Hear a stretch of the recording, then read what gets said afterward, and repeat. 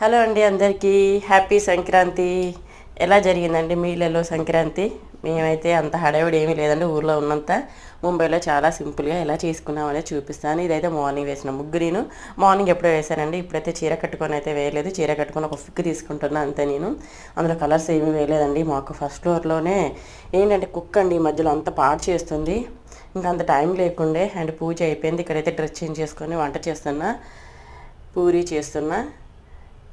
మగవాళ్ళ పని బెస్ట్ అండి. పండుగ రోజు సినిమా అలాగే సినిమాలు చూసుకుంటూ ఉంటారండి. ఆడవాళ్ళకి తీరికుండదు ఒక్క నిమిషం కూడా. పూరి చేశాను నేను.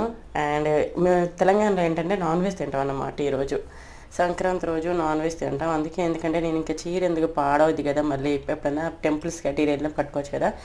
ఇంకా అందుకే డ్రెస్ చేంజ్ చేసుకొని చికెన్ ఫ్రై చేశాను, బగారా రైస్ చేశాను, చికెన్ కర్రీ చేశాను పూరీలోకి. అండ్ వాటితో పాటు ఆనియన్స్. ఇదండి మా సంక్రాంతి.